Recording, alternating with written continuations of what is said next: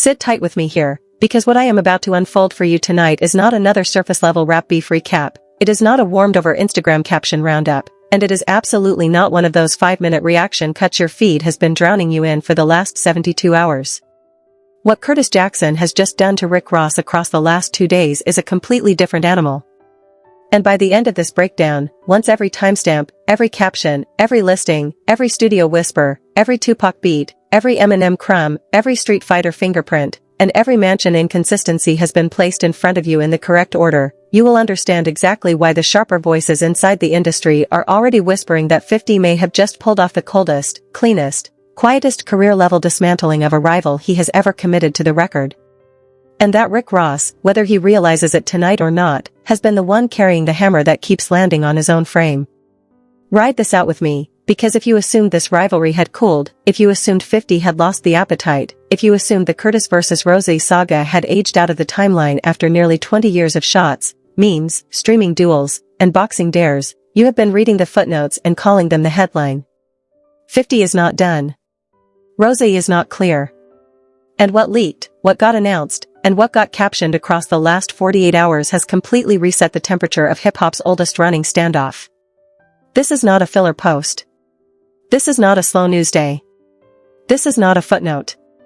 This is the moment the whole conversation about who these two men are and where their legacies land in the next decade of the culture pivots off its hinges.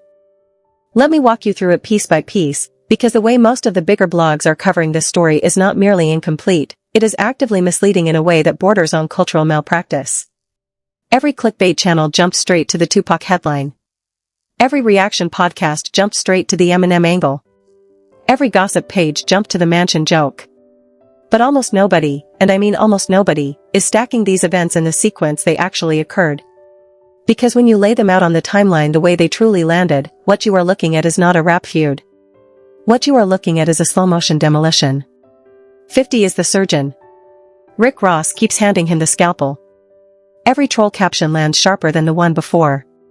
Every clapback from Rosie gets refined by 50 into fresh ammunition. And every single time the biggest boss steps into the arena to reclaim his image, he ends up trading a piece of his composure for another news cycle 50 will squeeze for the next 6 months. So let me set the scene for anybody joining this cold, because you deserve the full board before the twist lands. This latest chapter reignited when Rick Ross rolled out his newest album, a project he had been personally hyping for months, a project stacked past 20 features, a project he framed as his statement release, a late career declaration that the biggest boss still ran Miami and the whole southern corridor beneath it. He walked into that release with billboards, press stops, podcast rotations, and the entire Maybach music aesthetic dialed up to cinematic. Then the first week tracking dropped, and depending on which outlet you trusted, the number landed somewhere in the low 20,000s. That is not a soft opening. That is an open daylight bruise. And Curtis Jackson, who has treated Rosie trolling as an actual practiced discipline since roughly 2005, wasted no time reaching for the phone. Within hours the memes were flowing. Within a day the reaction shows had lit their candles. Within a week Rick Ross was trending for reasons that had nothing at all to do with the music on the album. But watch this shift.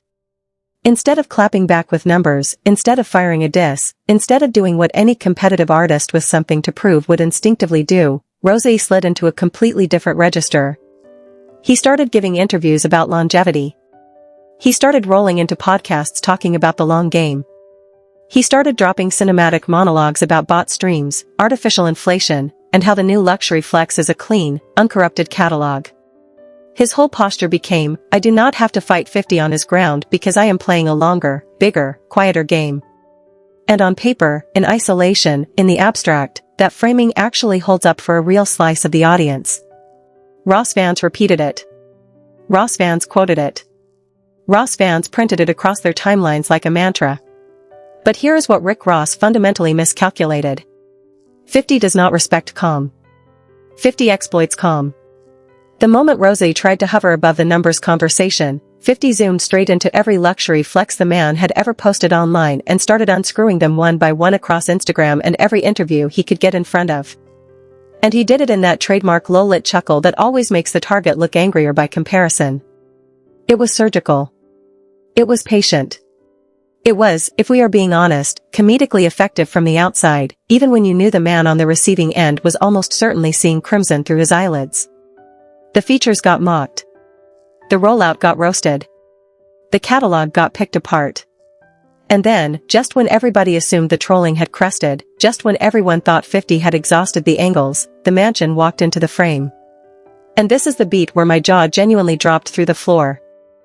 Because Curtis Jackson went on Instagram and told his followers that the $100 million estate Rick Ross had been photographing, filming, hosting tours in, and using as the centerpiece of his entire Biggest Boss branding was, in his account of it, allegedly sitting live on Airbnb. Let that breathe for a beat. He said, in front of the entire hip-hop internet, that the crown jewel of Rick Ross's public identity was, in his framing, a short-term rental. He said, in essence, that everything was staged.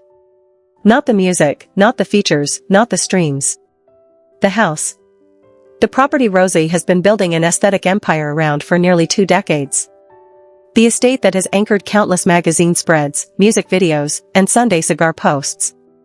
You need to understand what happened there on a strategic level, because this is the exact frame where 50's genius shows itself. He did not attack the music anymore.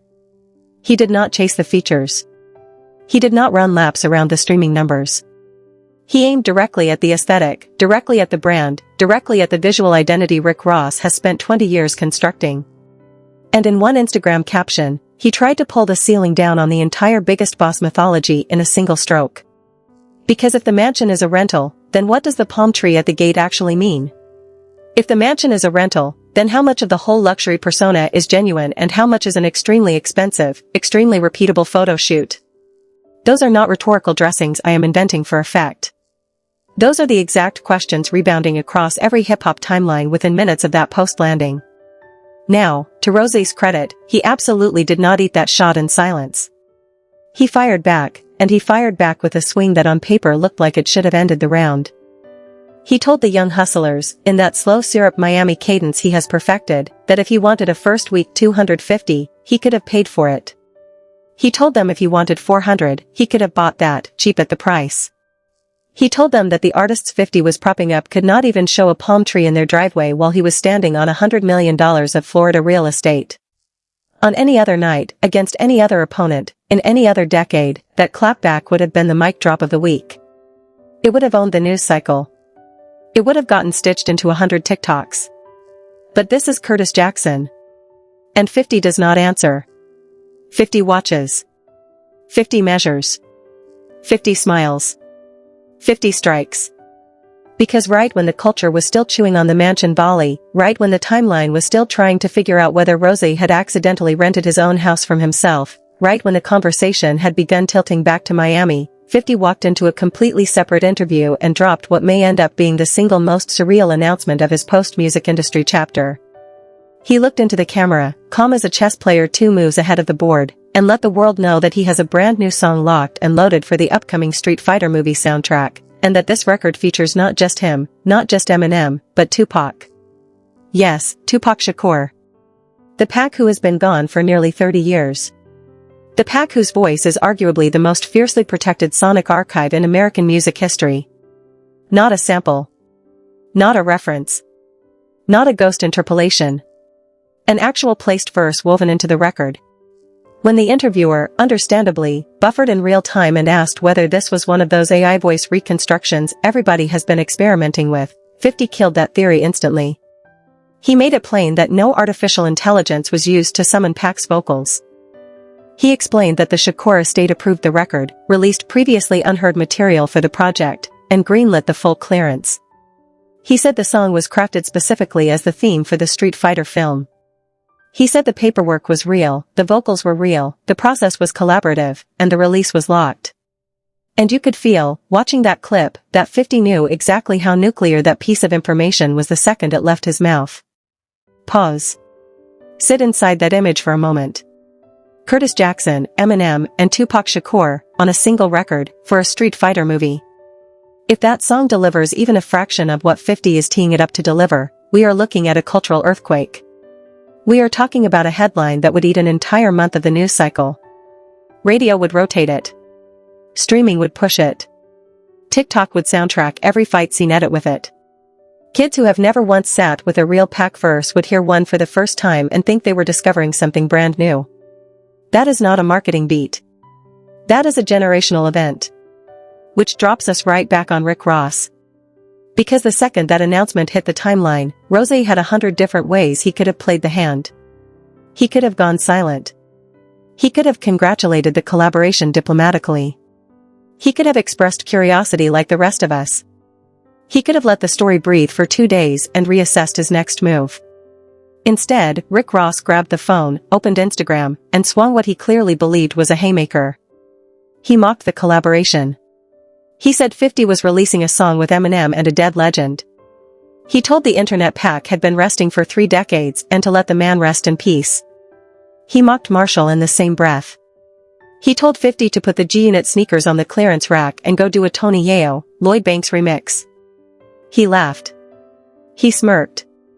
He filmed it in that laid-back Miami tempo that has become his signature closing move.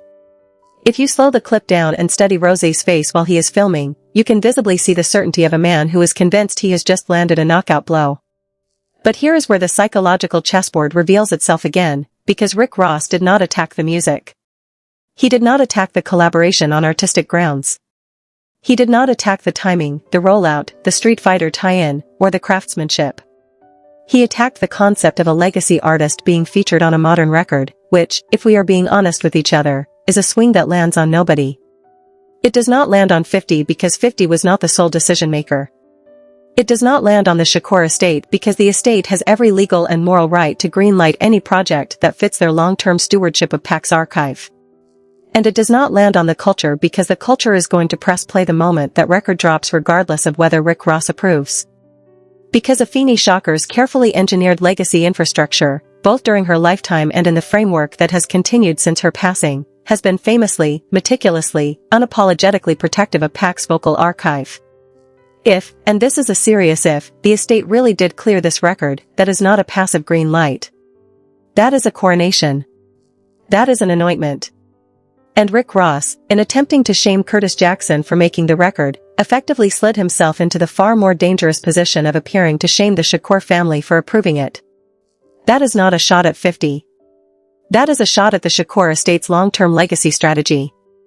And that is a shot most seasoned veterans would never take casually, because you do not swing at that family in a public feud with Curtis Jackson while the entire internet is watching. You catching the pattern yet? Because it sharpens from here.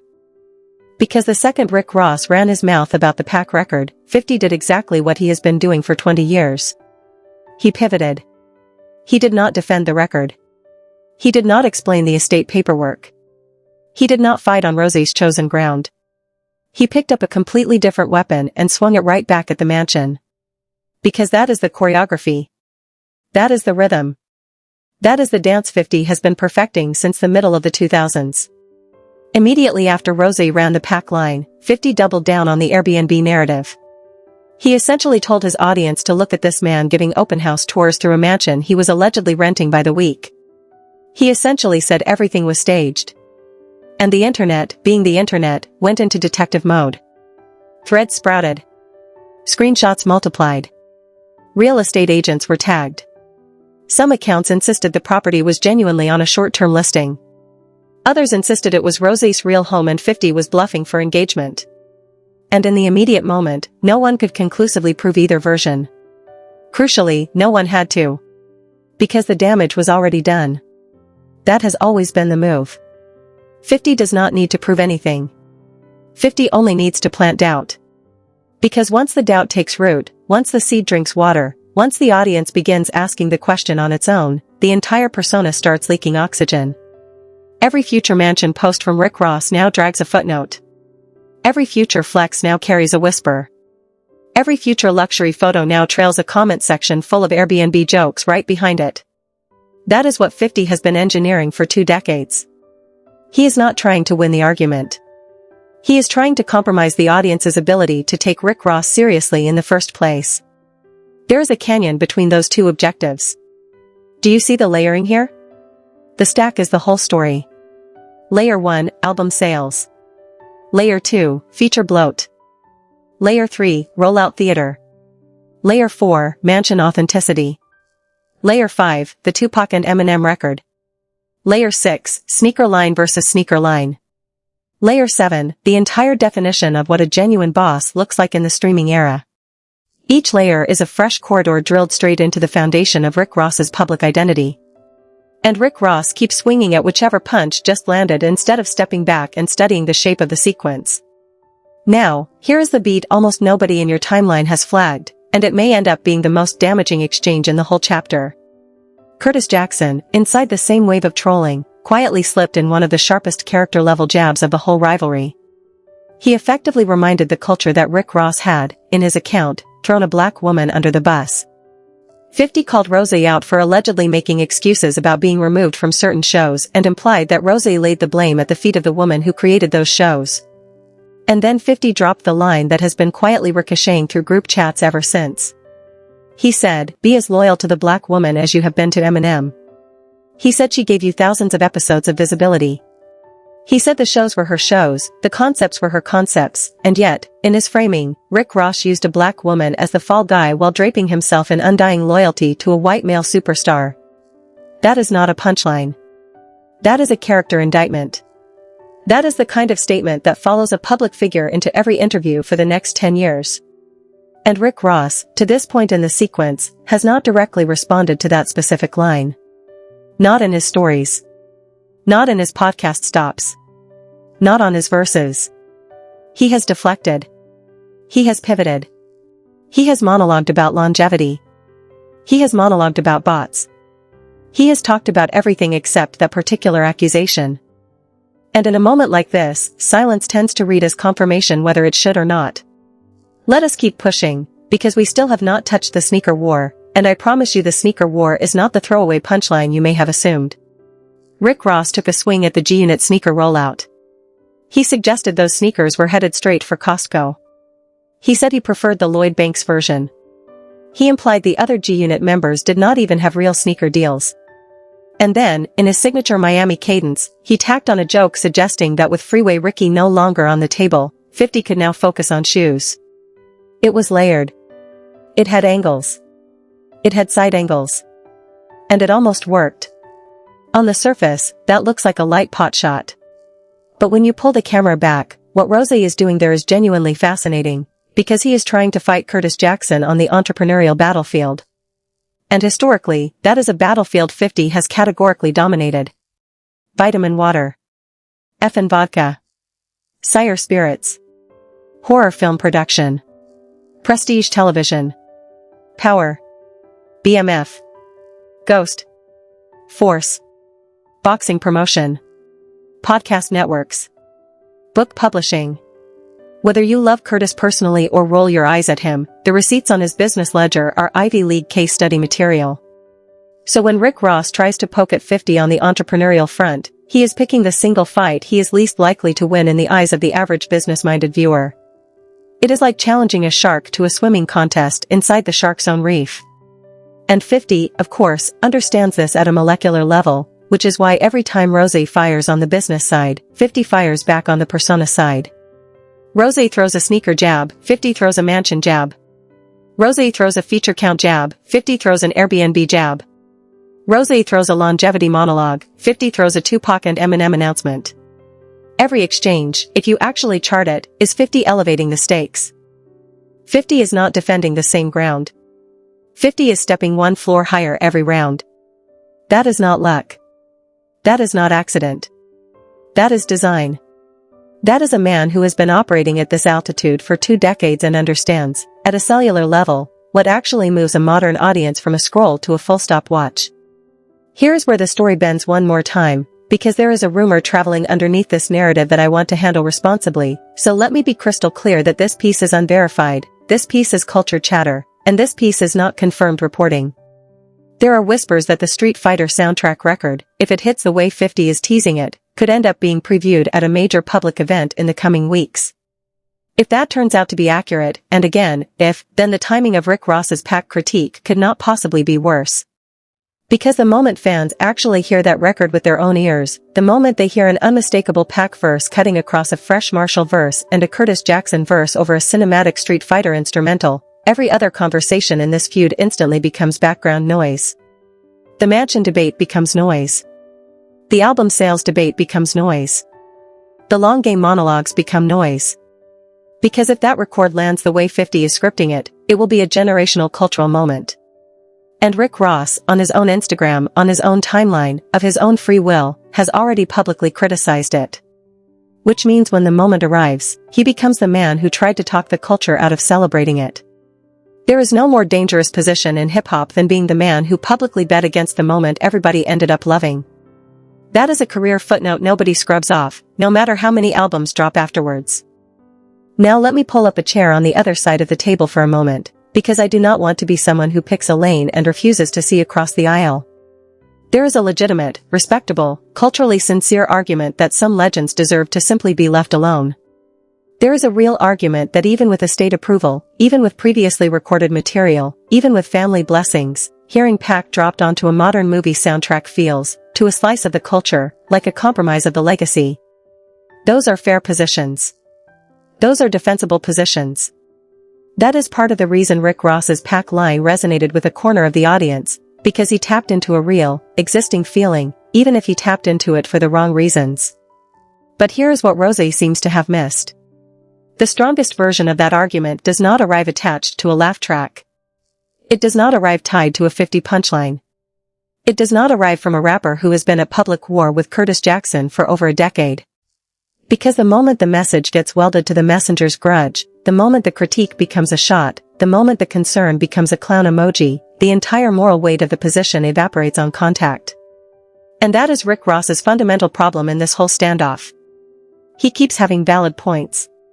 He keeps making them in unusable ways. He keeps carrying real arguments into the arena inside a broken vehicle. Stay locked in with me, because we are almost at the beat where the whole picture snaps into focus.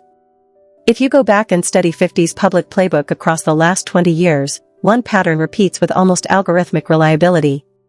Whenever 50 is entering a new business phase, whenever a new film project is loading, whenever a new show is about to premiere, whenever a new venture is heading to shelves, he provokes a feud. Not a random feud. A calculated feud. A feud with someone who has enough name recognition to trend, enough emotional volatility to respond, and enough audience overlap to guarantee eyeballs. Rick Ross checks every one of those boxes. He always has. Which is exactly why, out of every possible target on Curtis Jackson's radar, Rose is the one 50 keeps returning to. Not because he cannot let it go. Because it works. It has worked every single time. And this time, the timing lines up almost too cleanly. A new song is coming. A movie tie-in is coming.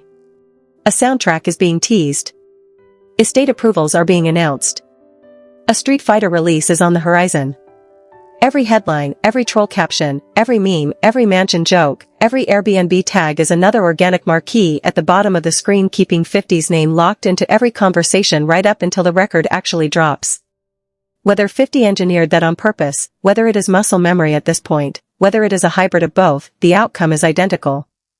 Rick Ross is providing free promotion for a project he has already publicly criticized. That is the paradox of engaging Curtis Jackson in the current era. Every time you swing, you are also unintentionally holding up the poster for whatever he is about to release next. Pull the camera back once more, because I want you to see the entire board. Because this is not just two veterans exchanging jabs. This is a case study in how modern hip-hop celebrity actually functions in the algorithm era. In the algorithm era, the feud is the flyer. In the algorithm era, the reaction is the rollout. In the algorithm era, the Instagram caption is the press release. And whoever masters that landscape is the person who dictates the culture. 50 has spent a decade mastering that landscape. Rose has spent a decade underestimating it. And that gap right there is the entire reason we are sitting here tonight. That gap is the story. If you take one thing with you from this breakdown, take this. Do not mistake calm for control. Rick Ross has calm. Rick Ross has cadence. Rick Ross has that unmistakable Miami boss aesthetic that reads like power in a still frame. But calm without strategy is only posture. And you cannot posture your way past Curtis Jackson. He will find the crack. He will surface the seam. He will produce the rental listing. He will surface the loyalty gap. He will surface the Pac angle. He will surface the sneaker weak spot. He will hoist whatever is closest to daylight into the spotlight with a laughing emoji riding shotgun.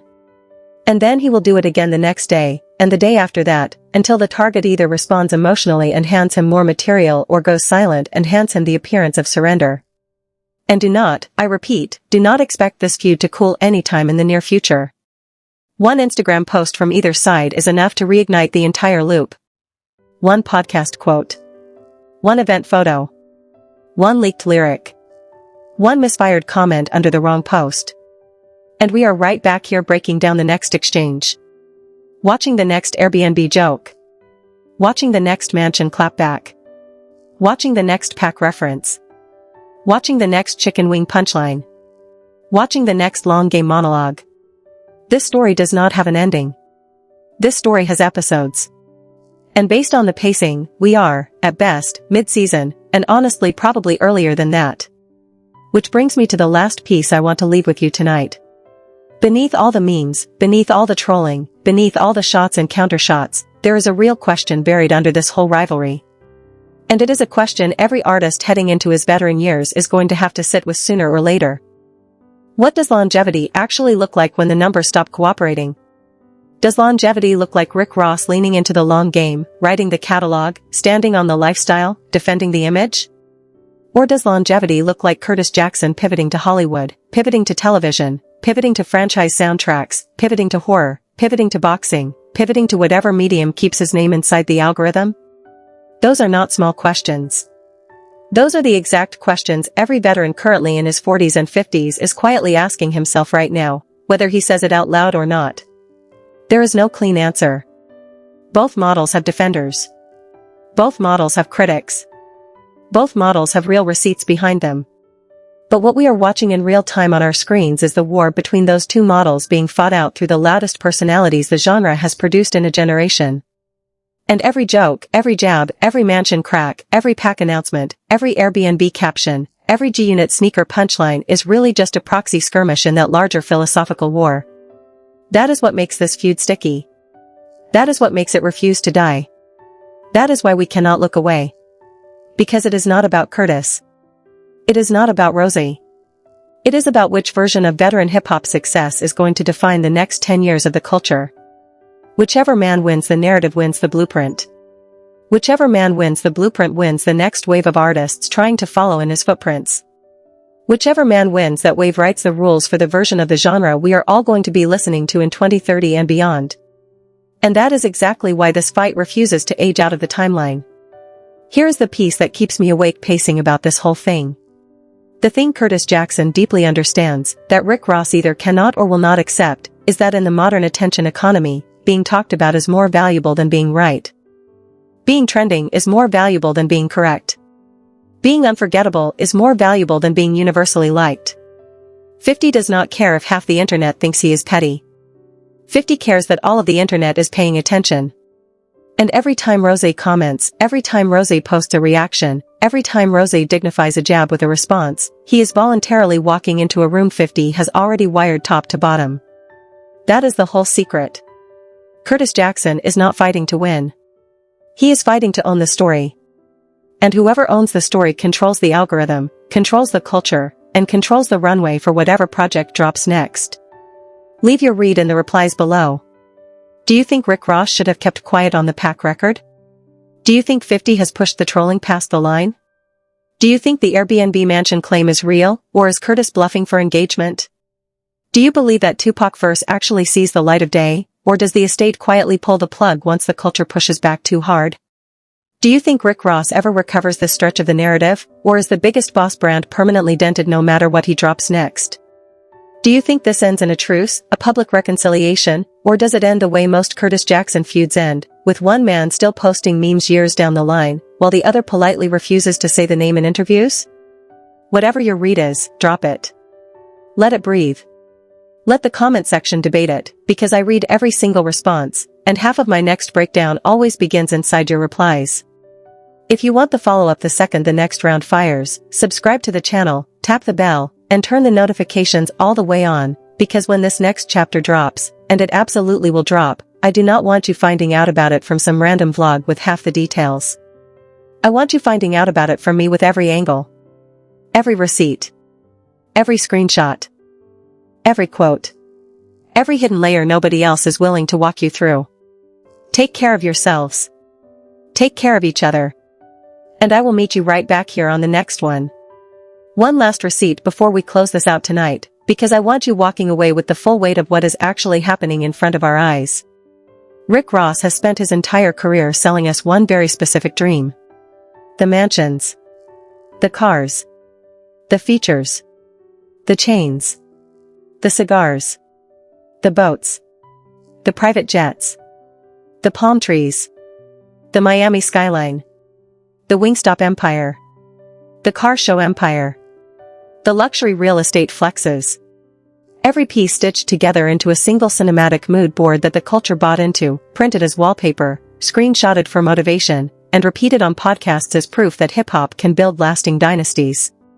And Curtis Jackson, tonight, is not challenging a single piece of that mood board. 50 is questioning the entire mood board. And every follow-up post from Curtis is one more hairline crack in the frame around it. Which is precisely why, when you rewind the tape and study every previous chapter of this rivalry, the pattern rhymes with itself perfectly. From the record deal jabs, from the boxing challenges, from the streaming wars, from the podcast interviews, from the sneaker trolling, from the mansion Airbnb allegations, from the Tupac and Eminem announcement. Every chapter follows the same choreography. Rick Ross constructs a flex. 50 studies the flex. 50 finds the crack in the flex.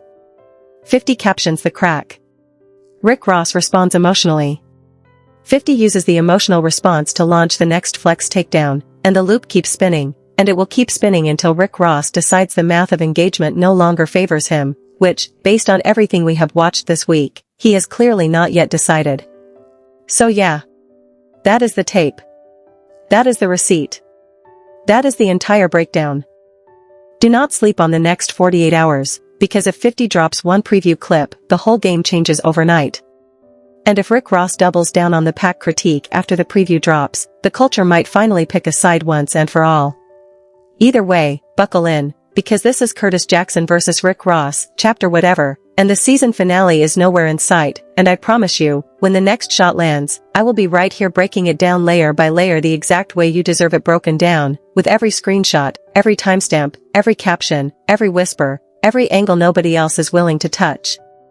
And before I let you close this tab, before you scroll on to whatever the algorithm has queued up next in your feed, I want to leave you with 3 final threads that almost nobody in the reaction economy has bothered to weave together, because when you pull these 3 threads at the same time, the entire shape of this story changes one more time. Thread 1. The Street Fighter franchise is not a small pond. This is a global cinematic property with a fanbase measured in the hundreds of millions across gaming, film, animation, and merchandise. When Curtis Jackson positions himself as the soundtrack anchor for that project, he is not merely putting out a rap record, he is fusing his brand to a multi-generational intellectual property that will outlive whatever news cycle Rick Ross is currently trying to defend. Thread 2. Rick Ross, in criticizing the Pac collaboration, has effectively taken the one position that guarantees he becomes the villain of the promotional cycle whether the record is great or merely competent. Because the moment the record lands, the culture wants to celebrate, and anyone standing outside the party wearing a frown is the person who did not get the invite. That is a media positioning error of the highest possible order, and it is happening in real time in front of us, and the man making it does not appear to see it landing yet. Take those 2 threads together and you understand why the sharper voices in the industry keep whispering the same phrase in group chats this week. Curtis Jackson did not just win a round. Curtis Jackson repositioned the entire rivalry into a battlefield Rick Ross cannot competitively occupy. And once you understand that, every mansion joke, every Airbnb caption, every pack tease stops looking like petty trolling and starts looking like a coordinated pre-release campaign. That, right there, is the play. That is what the surface accounts refuse to tell you. And that is exactly why you keep coming back here, because at this channel we do not skim the headline, we do not chase the meme, we do not settle for the caption. We break the tape down frame by frame until the whole architecture is visible. Because when the next chapter lands, you want to be the person in your group chat who saw it coming 3 moves ahead. See you on the next one.